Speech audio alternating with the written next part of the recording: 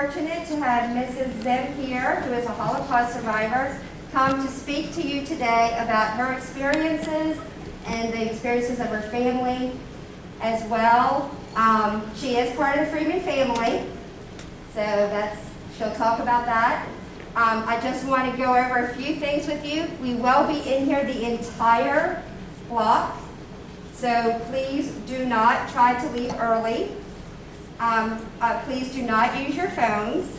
Be respectful of all times, no extra chit-chat. She's going to tell her stories, and then she will open up to questions and answers. She does not want to wear her mask today because it's not hard. She wants you to be able to hear her, and she has an accent too, so it would be difficult without with the mask on. But please do not crowd her, okay? So in the past, we've had opportunities for people to come and get photographs with her and everything like that, but we're going to not do that today because of people. We want to preserve her health. Okay, let's go ahead and get started. You ready? Okay, let me turn off my light. Turn on yours. Okay, let's see if it works. And here's your water. Can you hear me, guys? Yes. Over here? Over here and here? Yes. Okay. First of all, I want to tell you how happy I am to be here with you. Honestly, this is my 5th time here. It's almost like home. Honestly, Freeman is a great, great school that they want me to come. Every time, every year. I feel so good about it, honest to God. I can't even tell you, I feel so privileged and honored to be here with you guys. And the fact that you want to listen to me, you want to know my story. And I'm not here to teach you a lesson about the Holocaust, about the history. I'm here to tell you my story, what happened to me during the wartime. My name is Zimm. I was born in Poland, Lodz, Poland. Lodz is the 2nd largest city. Warsaw is the capital. How many of you know Poland? How many of you Warsaw is the capital? I'm impressed. I came from a family of 3 girls. I am the youngest. And all 3 of us, very luckily, all survived, every one of us. When the war broke out in 1939, I'll tell you something before the war. Before the war, I was 11 years old, and my father and my mother, a very big family, living in Lodz, and I went to school, and my father, I always talk about my father. My father was a wonderful, wonderful human being. We are here, my sister and myself, because of my father, because of his insight. He did not believe Germans. He knew that the Germans eventually were going to kill, starting with the Jews. At the end of the war, it was, there is an expression, not all victims were Jews, but all Jews were victims. Before the war, when I was 11, like I told you, my father was a very sophisticated man and believed that women could get educated, which was very unusual in those days. And my father made sure that we go to school and made sure that we read a lot. But I remember myself that everything was American, people loved. America was, everybody wanted to know anything American. American books, American apples. I would go to school and open up my lunchbox and they saw me eating an apple. Oh, that's American apple, ooh. Everything was American love. And I was very proud that I knew a little bit of American. So life was not bad in Poland. Like I said, I had my father, my mother. I was going to school and things were okay. But it was anti-Semitism still. I remember the worst time of the year I remember was Christmas time. At Christmas time, because most of the people in Poland, remember that, they are all Christians and they're all Catholics. And there were rumors going around at the time when the Christmas time, mostly, when they kept on saying, oh, the Jews killed Jesus. So there was not very good time for me as a young girl. listening to me. But my father was very smart. He lived in a Christian neighborhood. So they were all Christian. So I remember telling to my father, I said, Dad, I feel so bad because we don't have a Christmas tree. I don't want to be different from anybody else, but even my own, my father bought us a Christmas tree, just to make us happy. Well, everything was okay. 1939, things began to change. The war started. 1939, the German marched into Poland. I remember now. It was a very scary time. They came with planes bombarding. Very similar to what you see now. When I look at the TV right now and I see what's going on in Ukraine, I'm sure that you all have seen it. Well, this is the way it started in Poland in the beginning, 1939. They came in bombarding. People were running away. Everybody was running away from a lodge to a place that the Germans didn't occupy yet. So if you see the images, what you see now, people running away, that's the way it was for us. We were running away from Lodz to Warsaw. But then after a while, the whole area was taken over by Germans. Things changed completely. When the Germans came in, the first thing that they said, the Jews cannot go to any stores. Kids cannot go to any schools anymore. All the schools are closed for the Jewish people. I couldn't go to school anymore. And what they did, that every Jewish person had to wear a Star of David. I don't know how many of you know. Have you ever seen a star, like a star, and it tells you that you're a Jew? We were not able to go to any store to buy anything. Things in Lodz became almost impossible. So my father said, we cannot stay here anymore. It's very difficult being in a big city. You couldn't buy anything, you couldn't go to stores. But luckily, my mother had a whole family in a small village. The name of the village was Żarnów. It was about 20 miles out of Lodz. So we took all our belongings, we put them in wagons, and going to work to Żarnów. I was on one wagon, my sister was on other wagon. There were 3 different wagons with our belongings. Like, belonging, whatever we were able to take with us. On the way, they were stopped by a German and a Pole. There were a lot of Polish people at the time, like everywhere else. They were collaborating with the Germans. So stopped us and asked, what are you having here on your wagons? And my father said, well, we have our belongings, our bag, our clothes. Oh no, nothing belongs to you anymore. Everything belongs to the Germans. They confiscated everything, took everything away from us. So once when we arrived in Żarnów, where my grandparents lived, we had nothing.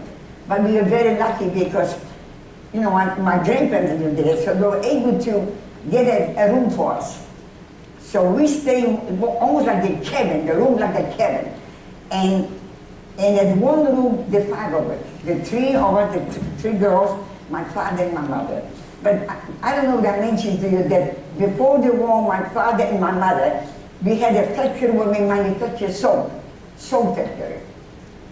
So once when we arrived in Żarnów, in that one room, my father and my mother was making soap.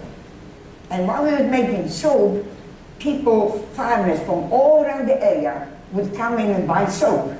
So we were able to get to know a lot of people. And they would come and get in soap, and then bring us grits, bread, all kind of things that you can live, you can sustain yourself. But my father said, there were rumors going around. They are taking Jews from all areas and put them in ghettos in concentration camps. Nobody believed it. My father didn't believe it. He believed it. He didn't trust the German. My father reached out. Oh, here it is. Excuse me, guys.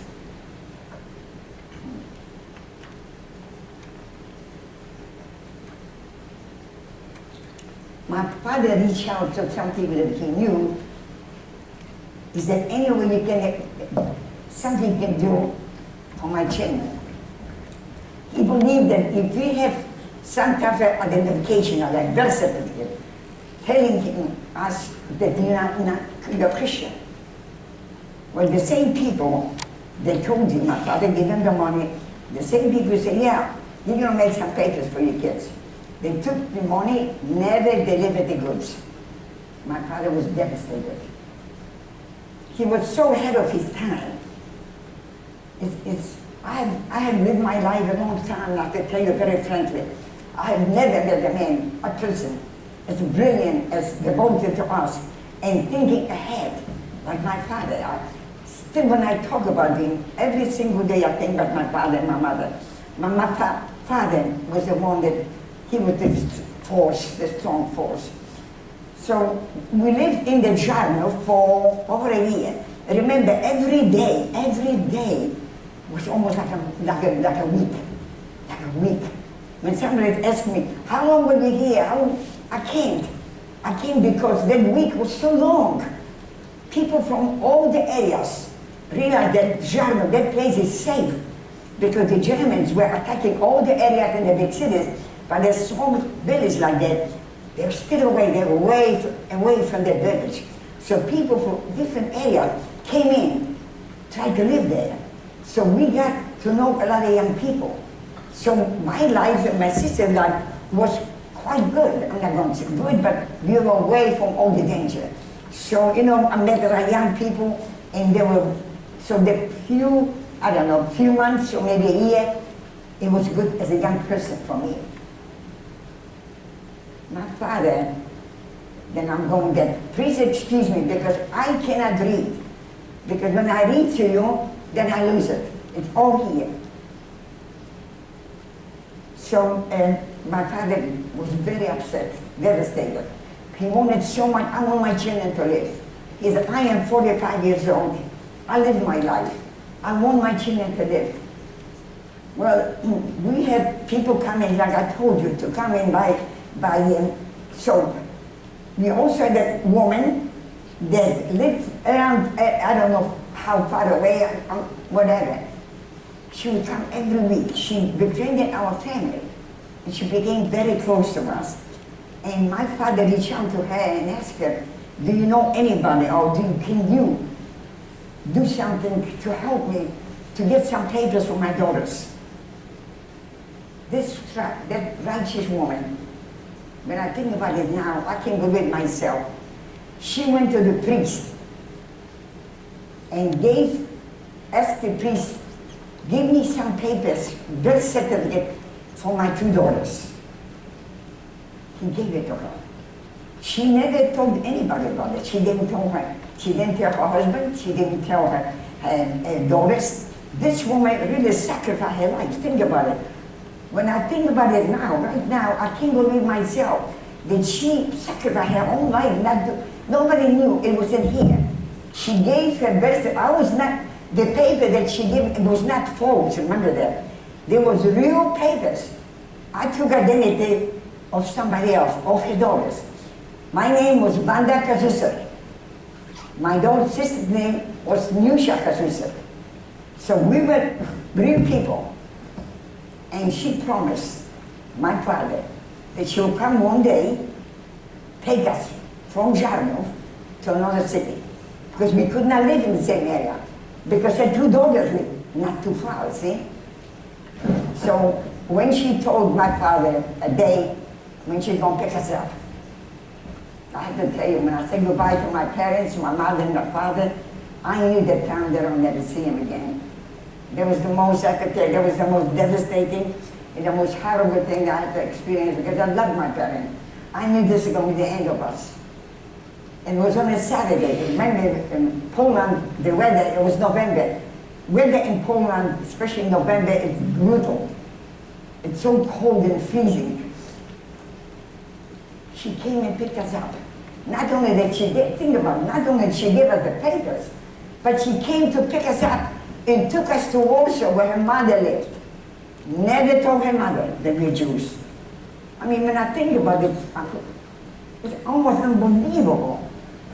When I think about it, I can't believe myself. You know, I didn't think, at that time, I didn't think about it. But the more I think now, even now. Anyway, so when we got on a train with her, and on the train, there was nothing Gestapo. I don't know how many people know what means Gestapo. the Germans. They were the worst part. The Gestapo, they were the most brutal Germans. Just to look at their uniforms and their hats and their boots, they would walk around looking at everybody on the train. My heart was beating, I was so scared. But you know, we were very young, so didn't look at us. But I still had papers, remember, I had invested with it. So I was still feel safe by having it. Once we arrived in Warsaw to her mother, she told her mother, this is the two girls I know, they've got papers to go to Germany to work, and they didn't want to go, and that's why they're here.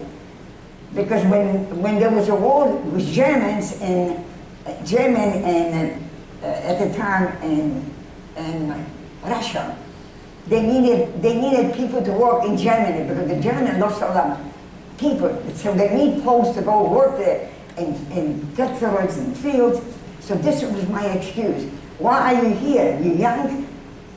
But anyway, I stayed there with she said goodbye to us and never told him like I told her mother, and we stayed there for about 2 weeks. And then one day the door, knocked at the door, my sister came, my third sister.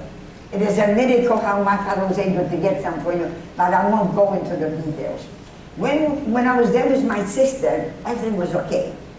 When my sister came in, my third sister, the young people, teenagers, just like you, became very suspicious. Hey, what are you all doing here? You must be Jews. Now, if you're not going to get the hell out of here, we go to the Gestapo to report you. Then my older sister said to us, look, we can't stay here anymore. Because when two of us, one of us, it's okay. 3 people became suspicious. Remember, there was Warsaw, and it was a very big apartment building. And there were a lot of young people coming and going and looking, and they were suspicious of us. So my older sister said, you know, we can't stay here anymore. We got to leave this place. So she said, you know, we all on your own right now. I know what I have to do. I said to myself, what am I going to do? I'm already 15, just like you, some of you, 15. And I said, where am I going to go? My sister said, well, wherever you think you want to go, go. It's on your own. I went to a train station, and it was late at night, it was very cold. I had a little bundle, a little thing in my hand, whatever I had in my hand, and I see the trains going, coming and going. I keep looking, coming down the trains, going on the train. I couldn't approach anybody that looked too dressed up or too intelligent. I thought myself, they were asked too many questions. You know, when you know that you're in danger, you know, it's the survival. I'm waiting there almost 45 minutes, I'm freezing. All of a sudden, somebody comes down the train. An older woman, I don't know, he looked at me like she was old. She was maybe 50 or something. Came down the train, very poorly dressed, with a bundle in her hands. I thought to myself, I'm going to approach her. She came down the train, and I went up to her and I said, and start crying. Oh, I'm here all alone. I don't have anybody here. Can you help me? I don't have any food, got nothing to eat. Please take me in, take me in. She came up to me and she said, oh, you poor child, where are you from? I said, well, I got papers to go to Germany to work, and I don't want to go to Germany. Can you take me in? She says, you know, I'm a widow and I'm poor with a son, teenage son. She said, I can take you in maybe for a week or 2, but then you got to look for a job. When she took me in, the good woman, not knowing, my father said to me, but please excuse me when I'm going back and forth.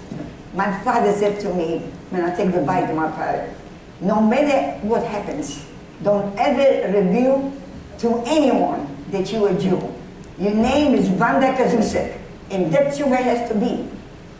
You have to remember, otherwise you can't trust anybody. You can't have right heroes. Anyway, and she took me in, I stayed there for 2 weeks. She was very poor and almost nothing to eat. Anyway, one day she comes in and says, Wanda, I got great news for you. I said, what's the news? What's the news? I think I had a job for you. I said, oh, I'm always sorry, I'm crying. Yes, she says, I know this young couple. She's about 23, 24, he's 25. He's an engineer, he works for the Germans. Not that cold Arbeiter. He was an engineer working for the Germans, transporting food for the German army. They just got married and they live in a beautiful apartment right across from the ghetto. How many of you what is the ghetto? How many of you know what ghetto is? Well, this ghetto was different.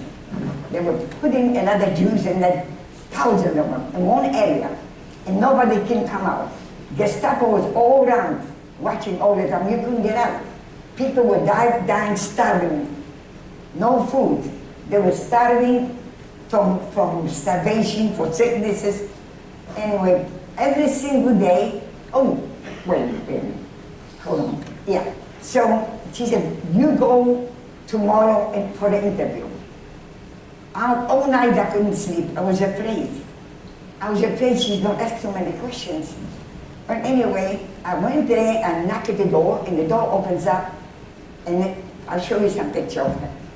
And you see a beautiful woman, tall, slender, in like a coat, like a morning coat. She looks at me and says, what's your name? I said, Vanda Kazusa. She says, do you know how to cook?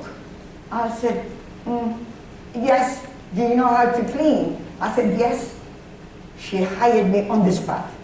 I have to tell you, I was so lucky all through the war that I'm still here, able to talk to you.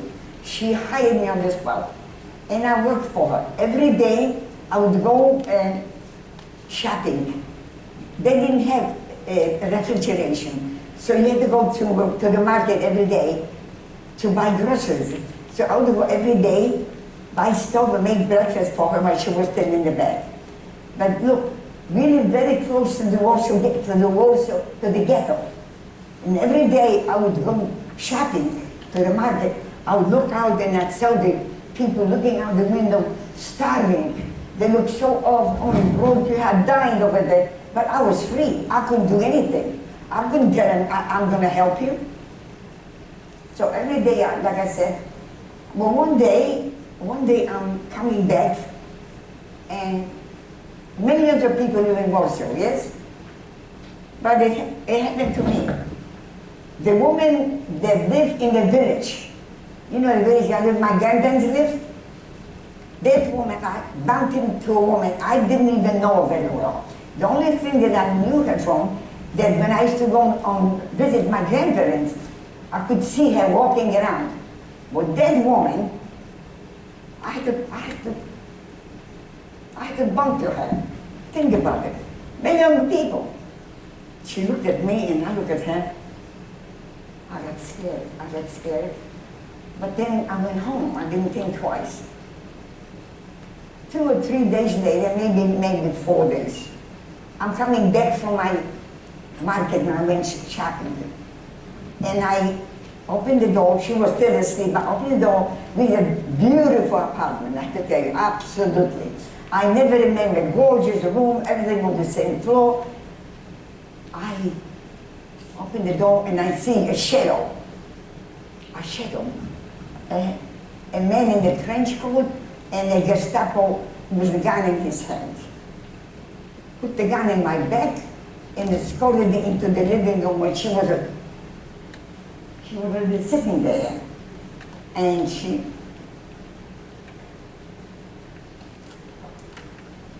the Paul started to interrogate me. He was sitting next to her, the German guy, sitting next to her, and she was very cultured. She had a beautiful baby grand piano, and she spoke very well German. So he was conversing with her while the Paul interrogated me. The first thing what he said, what is your name? I said, Vanda Kafusek. What are you doing here? Why aren't you with your father and your mother? I said, well, I came here because I don't want to go to Germany. I want to stay here. Stay here. Tell me, where are you from? You can't interrogate me all these questions. Do you know, how often do you go to church? I said, yeah. How often you go to church? I said, I go every Sunday. Well, tell me your prayer. I remember the prayer. I told the prayer. And then he said to me, have you ever gone to communion? That's what he got me. I didn't know. What does the priest do to you when you go to communion? Does he give you something to eat? Does he give you something to drink? I didn't know. I didn't know. How about even bread? Does he eat bread? I said, yes. And he had to say that, get up, you're a Jew. And you know what we do to the Jewish people. You're going to be shot. And you know that? I knew that's the end of me. Because every Christian child knows when you're 7 years old or 8, you go to communion. I didn't know. I did not know. When he said to me, get up, you're going to be shot, I started crying. Telling, oh my God, son. She got up. She got up. She says, wait a minute. I know this child. She's working here, she's been with me for 2 years. Wanda, go in your kitchen, get all the letters you got from your mother. See, I got in touch with my sister, which I cannot go into the details how. My sister used to write to me, because I didn't want her to be suspicious. So she used to write to me, my dearest daughter, I miss you so much. When you come and this and that. And I show her all this, the letters and all this. And you know that they believed her. And I forgot to mention to her, when I first noticed her, she had gorgeous fingernails. Never forgot it. And all those fingernails were magnificent jewelry. When they said, get up, you're going with us, she took all her jewelry, put them on the table. I guarantee you that the child is not Jewish. They believed her. They believed her. They got up and said to me, you're going to write to your parents, there's going to be another banda like you. I'll never forget this, never forget what they said. We know where to find you. We're going to find you. And you know, they left. When they left, they never touched the jewelry. Many times when I did the interview, sometimes, you know, they missed it. They said they took the jewelry. Never touched the jewelry. They just went, said, we know how to find you. When her mother came back, and she told her story, the mother said to her, if Bob been here, and Herod Vanda say, she's a Jew, take her away. She was not a nice woman. And the reason I'm telling you, because later on, about hate. I have to tell you that that woman saved my life. They saved my life because she didn't know I was a Jew. She would have never kept me there. And I'll tell you why. The Jews in the ghetto, they made uprising. They knew they were going to die anyway. So there was a very young man, his name was Yana he was 25 years old, and got the Jews together, the few Jews that were still alive. They died, they're all dying from hunger. Oh, I can't begin to tell you, it was a tragedy. I was not there. So they made the uprising. When they made the uprising, the Germans came in, they fought 2 months. They fought against the Germans. But Germans were very powerful. They came with a truck and planes bombarded the whole place, destroyed the whole ghetto. But we live very close to the ghetto. Very close. I can tell you, if I stay here, it's a little beyond this door. That's where the ghetto was. So, the ghetto was burning. Since we live so close to the ghetto, everybody living in our apartments went out to see, afraid that the flames from the camp were going to reach our apartment. Think about it. So we're standing outside, she stands outside, her husband stands, and the 3 of us. And I see the flames and I hear them weeping. The Germans found out that some of the children were hiding in the basement. So they think about dynamite the whole basement. So the crying of the dying kids, the children, it just broke you apart, broke your heart. And I'm staying with saying I'm crying. She said to Wanda, why are you crying? I said, because the people are dying. She put her arms around it, and so God is my witness, I won't lie to you. Wanda, I feel sorry for them as human beings, but as Jews, let them burn. Think about what horrible Satan. I feel like someone was put a knife right in my back. And I thought to myself, why did she hate so much? Where does the hate come from? This woman had everything. She was beautiful. The husband was a beautiful couple. The husband worked for the Germans. We had plenty of food. People were starving. We had food. She had everything. Where did the hate come from? Why? You know why? Because it comes from home. All comes from hate, comes from home. Her mother, look at the mother. Look at her mother. She was the only child. The mother said, if I had been here, I would tell her, take her away. So I want you to know, young people, hate comes from home. Absolutely. You have to learn to, at home, you have to forgive, you have to accept people. But besides, let me finish the story. Anyway, so then I knew, always I thought to myself, maybe she doesn't know that I'm a Jew, because maybe from the goodness of her heart. But when she made that statement, do you think that if she knew that I was a Jew, do you think she would have kept me there? What do you think? I want somebody to say, tell me. Anybody, come on guys, girls that won't speak. Do you think if she knew that I was a Jew, do you think that she would keep me there? No, she would not. So I'm telling you, look how right he was. He said, you can't trust anybody. And he was right, he was right. So I was still with that woman. And I don't know, you have any question? Because there's so much to tell you, so much to tell you. I don't know, any question now, because I can go back later and tell you a little bit more. Right now, tell me, what would you like to know? Don't be ashamed. Come on. Ask me anything you want. Okay, come on, honey, get up. I want to see who you are. Of course, a girl. Yeah. How did you reunite with your other sisters? Couldn't hear. How did you reunite with your other sisters? How did I do? It's not.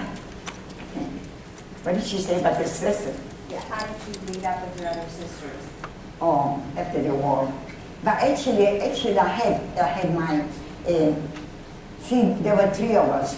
The middle sister always had problems. Always had problems. Even as a child, she had a lot of fears, and it was very hard for her to survive in Poland.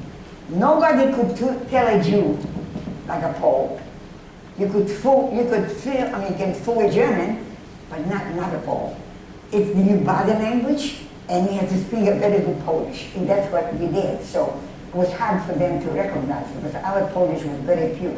There were a lot of Jewish people. They lived like in a small area, so they spoke Yiddish language. So their language was not as clear, but because we live in a Christian neighborhood and went to good school, but anyway. So my sister, the middle one, had a very difficult time. But my oldest sister, she had a job outside Warsaw. She would always come to see me, always come to visit me. But I never liked to go to see her. But I want to tell you one little incident what happened. I went one time, took the train, went to visit her, and I missed the train. When I got home, it was late. We had a curfew. 9 o'clock, everybody had to be out of the streets. But I came home, it was already after 9. And then the only thing which you saw, it was Germans. There was nobody else. And I was all alone staying, and I was very scared. And I would go like from house to house, and finally got to my apartment, opened the door, she standing there, started slapping me on both sides, in the big slap. She said, where were you? Where were you? I worried about you so much. What am I going to tell your mom and your father when the war is going to be over? How could you do this to me? I was never angry with her, because I realized that she cared. She did care, see what I mean? So I love this woman. I want you to know, even that she made that statement, I still love her. I don't care hate. I love this woman, whatever she said. But let me just tell you real quickly, since you don't want to ask any questions. The Polish people, after 1 year. Can you tell them like how you got away from that family? They have more questions they want to ask you. when I get out from. They from- have more questions, but do you want to tell them how you voted? Oh. Well, I got away from her, and Warsaw is divided by a river. You call it this river. Her husband worked on the other side of the river. He was already liberated by the Russians. So did my sister, older sister. She worked on the other side. She was liberated 9 months before me. I was still on the Germans. And Polish people made up, after the Jews, Polish people made uprising. I don't know how many people know that. They fought also 2 months, but they had a lot of help from everybody. But they lasted always 2 months. After 2 months, they destroyed the ghetto, Warsaw completely destroyed, was nothing. So the Germans said, you are enemies because you made uprising against us. So you all had to go to Germany. We didn't know where we were going. Her husband was on the other side. The mother died. Her mother died. I'm with her, and the Germans said, you got to round up everybody. From there, all Poles that were doing the uprising are going to Germany. So the two of us, got together. She gave me a coat. She had a beautiful coat. She was very tall. The coat was almost on the floor. And she had a little, like a briefcase, that she put money in it, stuff money, gold money. Remember, during the wartime, paper money has no value. Absolutely nothing. You can wipe yourself off with it. Only gold. Gold. So that's what she carried, see? So she gave me the briefcase with gold, and the two of us had to go to Germany.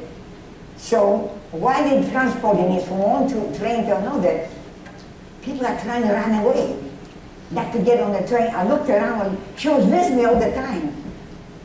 She always said to me, Banda, when the war is going to be over, I want to send you to school. I want to educate you. She liked me, and I love this woman. I really do. I always want to be like her. She was smart, and she was beautiful, but she was me here. She had a hate. Anyway, so all the time I'm turning around, she left me. Ran out the train tracks and was on the other side. She was free and I was all by myself. And I'm here by myself with all the people, a tremendous line. They're pushing the Germans, Nazis putting everybody in trains. We didn't know where we were going. I was still not afraid because I was not a Jew, remember? So I was not afraid. I think they take the Germans to war, to work. So I'm standing there and they're pushing us to the trains, and a tremendous line. The more they push me in the train, they push myself back. And all of a sudden I see the German. They were Wehrmacht. Wehrmacht is soldiers. I said, please, I look around and I see the young German, kind of good looking. I'm looking at him, please sir, let me go. I've got in the village my mother, please let me go. Oh, no. We want you to go to Germany. We need people like you. I kept on talking to him, please let me go. It was very dark, really. I was almost desperate to go on the train. All of a sudden I see him, and he does this to me. Give me hands to run. And I say a prayer. I was afraid. I was afraid that somebody will shoot me. There was a woman standing next to me. You know what? Look, the German gives you a sign to run. And I said to her, I'm scared. She said, hold on to me, hold on. And the two of us, my father said, whenever you're going to be in danger, say a prayer. Say a prayer.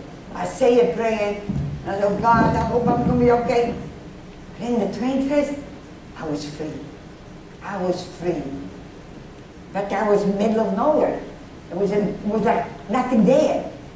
And all of a sudden I was a woman, and you see a little house, in a little light, and they knock at the door, at the light, and a man comes out, the older man, was saying, who are you?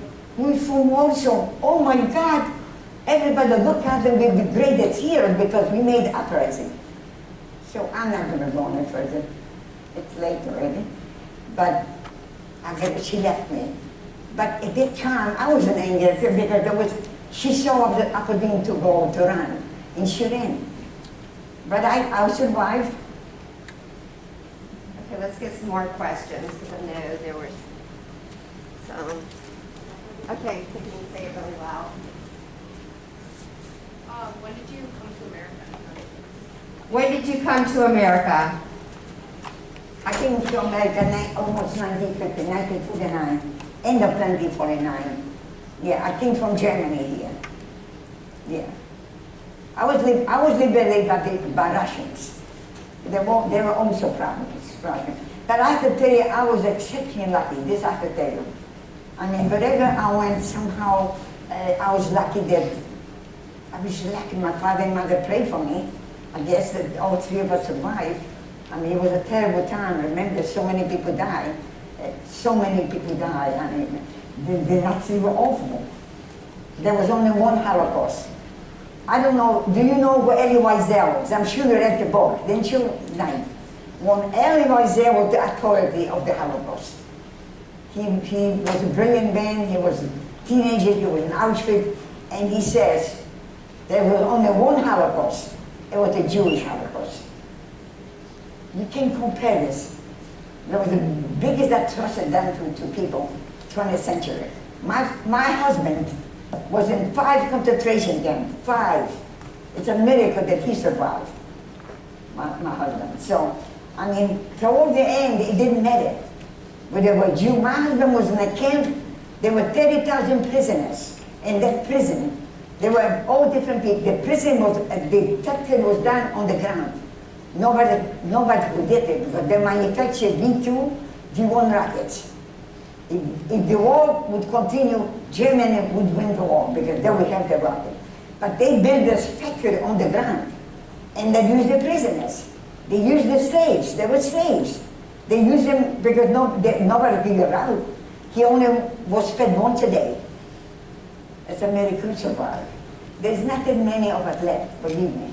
And that's why it's so important now I'm here to speak to you, because people deny the Holocaust. They say Holocaust never existed. But I'm still here. It's my obligation to talk to people. Do you want to tell them, I'm sorry, do you want to tell them how you met your husband? Do you want to talk about that now? Or? Yeah. Do you want to know? Yeah. They want to know. I met him after the war in Lodz when I went back to my hometown, I remember that. It was not easy, trust me. It was not easy. I am the one that found my sister. My sister never found me, she was the oldest, I am the one. Anyway, when I went back to Lodz, because that's where everybody that survived wanted to go to Lodz, because that was the big city, and that's where everybody congregated. And I met my husband there. Yeah, my sister was working in a big store, like after the war, but even right away, the light began to work, and my sister got the job there, and she gave me the job, and there were a lot of young people coming in, and the owners of the store wanted very much for my sister to meet my husband. But when he saw me, no, I don't want this one, I want this one. Yes, I met my husband, he was a survivor, and remember that I came out like I was still, I had my hair, because most of the people get concentration, especially women, their hair was all, they had to shave their hair, they were skinny as a rail, but I still look all right, so I had plenty of guys, and no problem on guys. Yeah. I want more questions. Come on, I mean, you make me feel bad. Yeah. How about you, young lady? This is a young lady that I know. I don't know how many people know that lovely girl. Come on, get up. Come here. Mrs. Zimm, we have a question. We have a question over here. When your dad said that, Use the mic. when your dad said they were gonna put Jewish people in ghettos and concentration camps, do you think they were going to?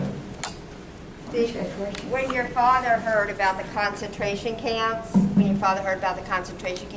did you believe it, or did you think that I believe whatever he said. You're all so young, I mean.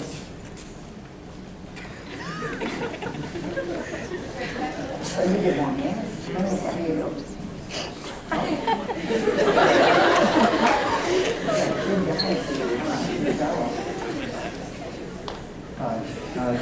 feeling something was wrong? Did you get the feeling something was wrong before the war started? What? Did you get the feeling something was wrong before Germany invaded?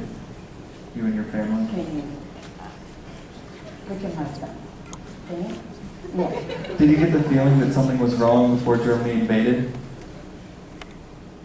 I'm so Did sorry. you get the feeling, did you know something was wrong before Germany invaded? When did you start knowing, when was the treatment different of you guys? When they put the mask, when they, however, June afterwards, you know, it started David and we had no food. It was very, when the Germans marched into Poland, that was very scary just to look at them alone. The uniforms, because you remember that Poland didn't have all that stuff. Germany was already very sophisticated. Poland didn't have planes and those days, or motorcycles and tanks and all that. So to us, it was like somebody came from, it was very scary just to see them alone. And in the beginning, I remember my sister was telling me, when my sister was 4 years older than I am, but she said that she spoke to some Germans. She said there were Germans that actually lived in Poland. They were Germans in Poland, but they were from German descent. And I remember told my sister, when the Germans gonna come here, all the Jews gonna, that's what I remember that. So it was scary, but I still had my parents. So you still have the security of your parents, see? But it got worse and worse for me. I was the lucky one, I have to tell you. I was the lucky one, honest to God. So, anybody So you else? knew that, like before Germany even came into Poland, you knew that probably the Germans were going to eventually invade Poland? People didn't believe it, no. Believe it or not, people did not. Nobody believed that anybody can commit that awful atrocity. Think about it. They starve you, they diminish your whole life, they hunt you, just like you would an animal. They hunted the Jews, hunted them like that. But toward the end, it didn't matter. But like I told you, that not all the victims were Jews, no. But hate is a very bad thing, that's why I speak. Because it's up to the parents, it's the family. You have to teach your children, you have to teach family that hate is wrong and love is right. Remember that. And accept people. And don't, when you see somebody being mistreated, stand up for that person. I mean, you're gonna feel so much better. Yeah. It doesn't matter, he's a human being. But then they treat Jews in the beginning more than, you know, they love dogs. Yeah. Hi. I was just going to say, could you tell us a little bit more about your husband's story as well? They want to know about Alan's story. My husband's story. Well, he came from a family of 9 people, 9 brothers and sisters, and he and his brother survived. His brother survived in Auschwitz. But you know, I also have to tell you, my knee hurts today. I have to tell you that my father, my 2 weeks after I left, we left, 2 weeks, they got all the Jews from this village. They always in the Treblinka. How many people know about Treblinka? Oh my God. How do you know? From history class. Really? Look, everybody knows Auschwitz. Not so many people know about Treblinka. That's what they sent my parents. Nobody survived. From the village, just the 3 of us survived. Nobody else. Think about it. Treblinka was one of the worst. It was a death camp. Treblinka, that's it. So that's when my parents died. You asked me about my husband? Yeah. Well, he was in concentration camp in the factory that can manufacture weapons. And he also there, believe it or not, wherever you go, you're always going to find good people, regardless of what. It doesn't matter, Jew, Gentile, black, white, Arab, whatever. They're always good people, absolutely, always good. Even in the concentration my husband was, they only gave him, they could never get out, they were slaves. But you know what? There was a German engineer that every couple of days he would come and put a sandwich in the door for him. See, even a German. Yeah, look at the German that showed me, give me ways for me to run. So you always find good people in this world. You have to believe in people, absolutely, yes. And what do you think, young man? Yeah. Helena, we have a question over here. What do you, Can you just stand up? what do you think about hate? I want you to tell me. When you listen to my story, don't you? You understand what means hate. Yeah. Mrs. Zimm, for your question. I was going to ask, like, have you been back to your home in Poland ever since you came to America? What? Have you been back to your home? Have you been back to That's a Poland? good question, yes. Well, you know, I got 4 children, guys, I want you to know. 4 children, 9 grandchildren. 2 sons doctors, daughter-in-law doctor. But they're good people. Doesn't matter, I want you to know. It really does not matter whether you are doctor or anybody. Even somebody that cleans your place. Be nice to them. Be nice, we get all human. Especially when you see somebody that is this form or something's wrong with it, do special things for him. Can I help you? Make him feel good that he's a human, that he's a person. That's what I believe in. I think that people say to him, this is them, how come you like people? Because I love people. And people can tell. I mean, you can tell. You can tell. You like me? Can you tell when you went back home to Poland? Oh yeah. She keeps me straight, this one. My youngest daughter said, Mom, we have to go to Poland. That was about 30 years ago, guys. You may not have been here. I have to tell you, when we went to Poland, things did not change as much, really. The guy our driver, we had a Polish driver drove us around. My daughter wanted to go to see Auschwitz. You went Auschwitz, it was heartbreaking. When you went to Auschwitz, and next to it is Buchenwald, not Buchenwald, Auschwitz and another area. Dachau? Was it Dachau? No. Birkenau.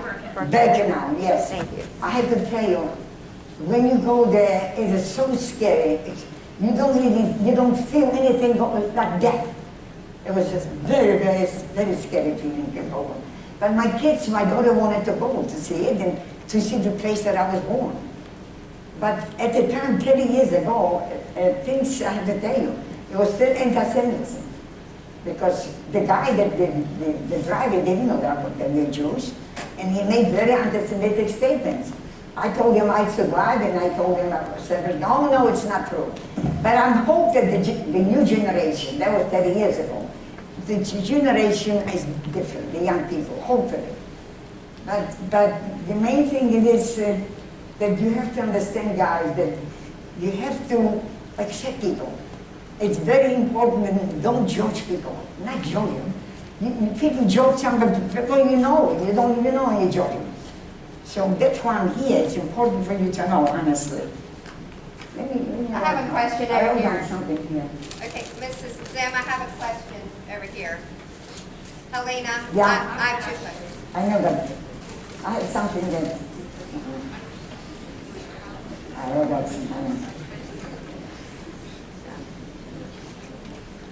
out something here. I know you have a question. But before anything, before I forget, remember, no matter how smart you are, but when you have a head, are you listening? You'll be honest here. When you have the head without the heart, then you're not a human. Remember that. Education doesn't give it to you. Okay, she wants to know over here how you can love after everything that's happened to you. Right over here. How can you love after everything that's happened? Are you angry at the people who are hateful? Are you angry and hate the people who are bad to you? Not like hateful, are you angry at them? No. I wouldn't be here without you. I just don't have it in me. I don't have it in me, And, it's to carry hate. You can't be happy when you hate people, honestly. It's too big of a burden to carry. No. because I didn't see it at home. That's what I'm trying to tell you. But hate comes from home, most of the time, I think. I have a question over I'm here. going to ask somebody here. Helena, I have a question right here. James. Don't you know I want to ask him? Christian? Where does hate come from? That's right. Inside. Go ahead. Did you have any friends who were like impacted by like the camps that survived or anything? Although I had friends, survivors. Yeah. There were many survivors here in Richmond. Not many, but probably about 100 of them. And everybody wanted to go to big cities because there were more opportunities. But since my husband came from he himself came from a village, he felt comfortable being there. Well, I love the big city, always did love a big city. But I got used to it, to Richmond. In the beginning, to be honest with you, I didn't like it. I was 20 years old when I came here, remember this, 20, yeah. And I got married very young. I met my husband, he wouldn't let me go. No. So I was stuck. Yeah, but look, I had 4 children and they're wonderful people. I raised 4 children, I had to be proud because nobody would think they're good people. They're good people. And I got a grandson that is 22, one of them, and he graduated from Cornell, upstate New York, and now he's trying to get to medical school. Now, yeah, you know, it's a hard field, medical school, very hard. But he wants to go and help people, yeah. Do you want to tell them about, the apples that you would give your husband? Oh, Everybody likes that story. oh yeah? Yeah, you know, when I worked at that store, like I said, my sister was all the wines, and I was working with the apples and ice cream.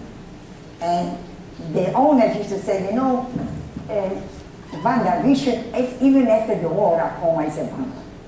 So, she said, you know what, we should not pay you. We should pay us. Look at all these guys coming to you. And so whenever he came to my area where I was, so I always gave him, he wanted the apple, I would give him a rotten apple. Always a rotten. Because I want to get rid of him, since I gave him a rotten apple. But he came anyway. Yeah. That was not a nice thing, but you know, when you're young, remember when the war was over, I was just turned 17, I was young. 17. So you all can relate to me. It wasn't tough. You're lucky, honey. You're lucky that you live in a country people don't even realize. You know, it is not perfect, but it's still the best, trust me, honey. Oh yeah, still the best. I have a question. How about you? Has like what's been happening with Russia and Ukraine like impacted you emotionally? Like how does it make you feel to see stuff like that happening now? Russia and Ukraine, does that remind you of anything that happened? Or Very good question, yes, absolutely. Absolutely. You see the people running with all their belongings. It was exactly the same thing. We did the same thing. I went from Lodz to Warsaw, hoping that Germany is not going to come to Warsaw, see? Just like they are anyway now, who wants to kill another one. I want you to know, things don't change. Things don't change. People are the same. They can love, they can hate, it's the same thing. But you the you part, because they are still good people in this world. But we don't know what's going on. I don't want to be political about it, but it is not a good thing what's happening now. No. What I'm afraid most of it between you, Carrie, I'm afraid of China. China is the one that I'm afraid of. Yeah. Between China and Russia or whatever. But we live in a wonderful country, honestly. People don't realize, thank God, look, we will never attack you. We never had any outside forces to kill us here. So I think everybody should be very proud to be American and do everything possible and say, I love to be American. I am Jewish. I love being Jewish. I am black. I love being black. I am Muslim. Be proud whatever you are. Because you're going to like yourself better and people going to like yourself. But we, something like this.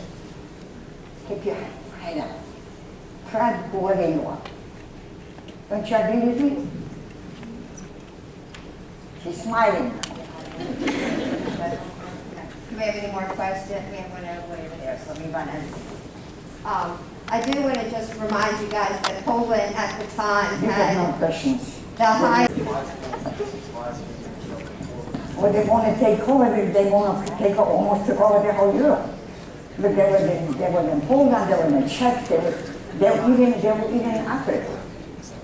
Oh yeah. Have you ever seen the movie Casablanca? Any of you?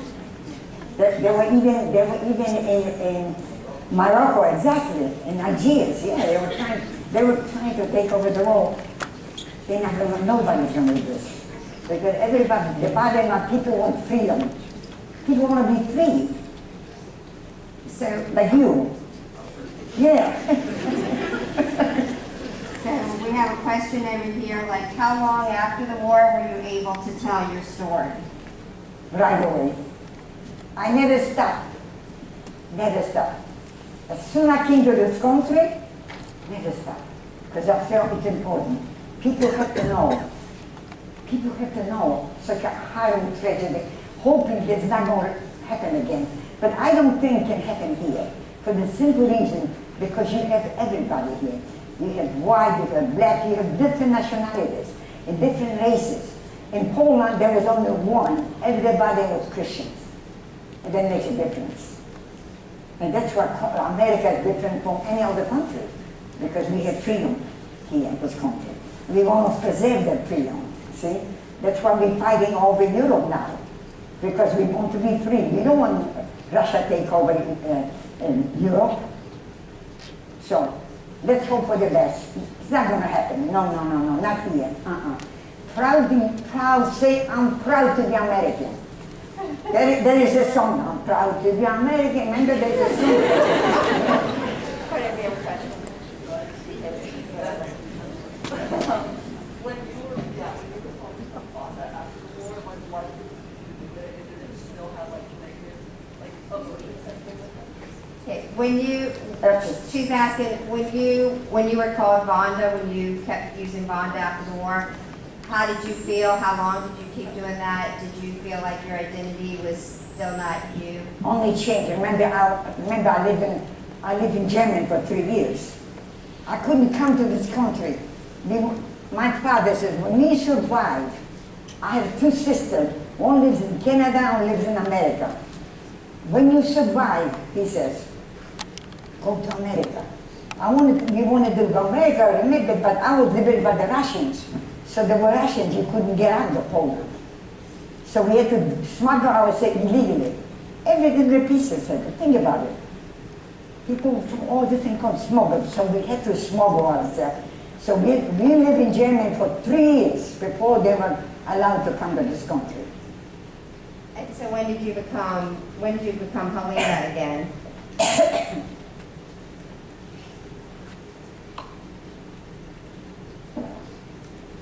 She just wants to know when you became Helena again.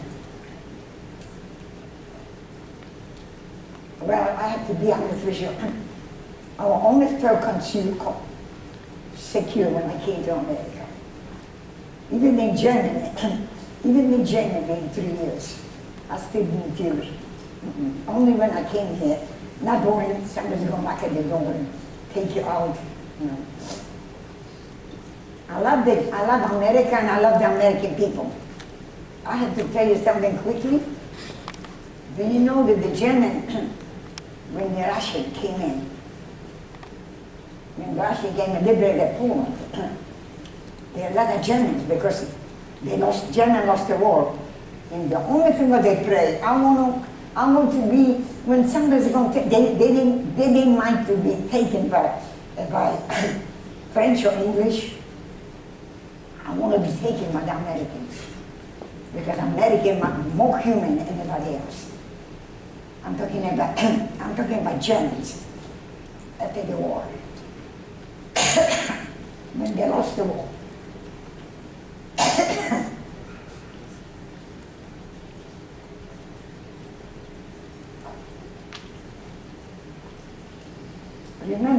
I've been there. I don't have to read books. I'm history. I've seen it all. And whatever I tell you, it's the truth. I've been there and I've seen it. So we have two questions. One is, what did you do when you came to America? Like, where did you work? And I do want to say her children were all Freeman students, so, Freeman grads. When I first came here, what did I do? Where did you work? When I felt, you know, we had 4 children, remember that? I didn't have a mother and a father call up and say, Mom, you know, can you help me? Whatever my decisions, they have to be on my own. You all have parents, you can wake up your mom, Mom, Dad, I couldn't do this. I had to do it was not easy. And believe me, when I came to this country, they didn't embrace me. I come over here, Mrs. Zimm, I did not know. The only time that I really felt secure when I had children. I began to get friends. I learned when kids come to school, I began to meet people, and I began to get involved in the community. That's the only way. I thought, if I want to meet people, you got to do something. So I became active in the community, and I was busy at school with my kids, and I always find time to play. I learned how to play mahjong. I don't know how many people know about game, mahjong game, which is a Chinese game. You know what it is? Yeah. So I was always involved. I tell my daughters, I said, my God, look, I came here and I didn't have anybody, and I raised 4 children, and I did it all on my own. And I got involved in the community, and I was helping my husband, and I play mahjong. My kids now, they do 2 things, too much. We have a question too about what advice do you have when they encounter hate? What can they do to deal with hate and intolerance? When you know, I experienced, if anybody experienced hate, I did. I've seen it all the time. But I don't hate because I didn't see it at home. My father and my mother were very open-minded people. And I just feel that the problem now that there is too much hate. Too much hate, people hate. And so much division too. So much division, the country is not united. United we stand in, and not, if you're not, then you fall apart. It's just like a house. In your house, when everybody loves each other, then the house is stable. But when a house is like a country. But this is not up to me to say. But you, as the young people, because you're the future. See, I'm old, but you're the future. You can change. But change it by doing what you think the right thing. Get education. If you injustice done to somebody, stand up for that person. I think finding common ground will also help. How many languages do you speak, Helena? How many different languages? You speak Yiddish, Polish, English? You speak Yiddish? I didn't know. You don't speak Yiddish? Never did. You speak Polish? Oh yeah. Anybody speaks Polish here? No, we Does have anybody is from Polish descent? Polish descent. We have people. No? Actually, we have a good amount of people from have Polish descent. Well, yeah, now. Yeah, right now they're raising their hand. I have a question. Okay, Izzy has a question right in the middle. Oh, Hi, were there people who tried to ignore or deny your story? People who denied your story. nobody did, honestly. Nobody right away. No. They would talk about, in general, about other people. But when I tell this story, people can relate, honestly. Excuse me.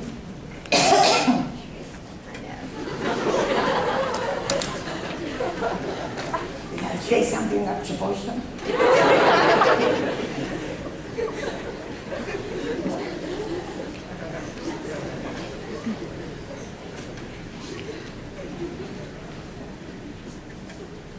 They'll forgive you.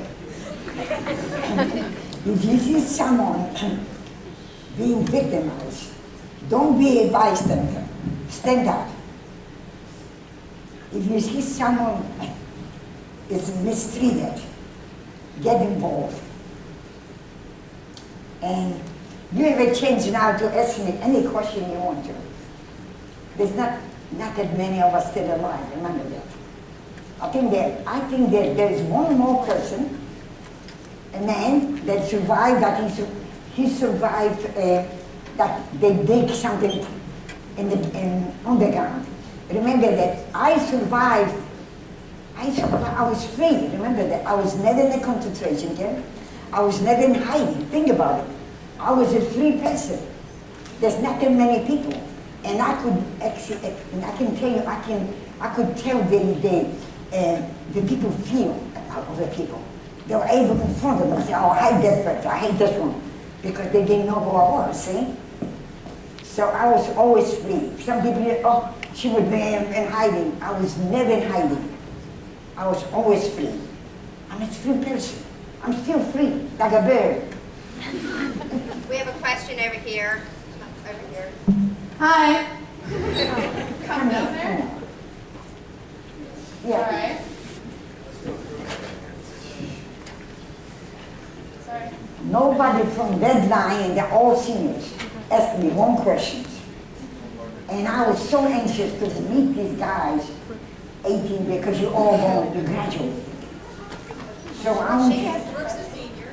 Oh yeah, I'm a senior. I'm 18. You're a senior? Yeah. Okay, honey. My question. Keep going. Yeah. How do you look so good? I look so good. What? Yes, you're beautiful.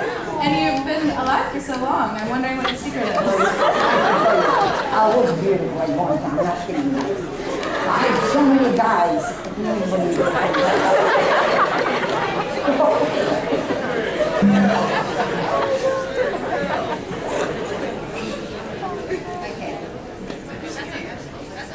I want some of these guys, that's correct. They want to know how you kept your youth.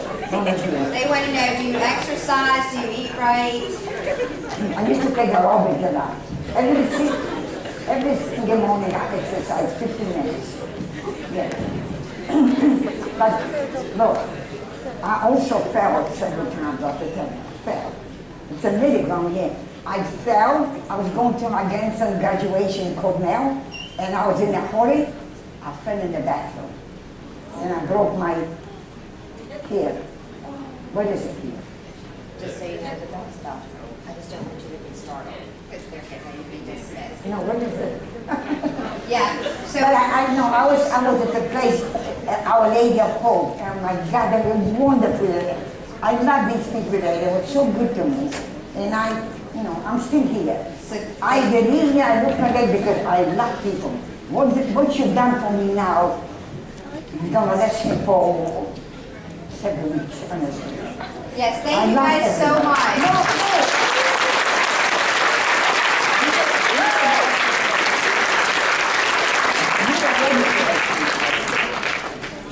Because I know you guys can go back to class if you need to get your stuff. If you have your stuff, just stay. Wait a minute, guys. I want to thank everybody for being here. I'm sorry, because they have to go to the bell. What did you want to say? I just want to thank everybody for coming.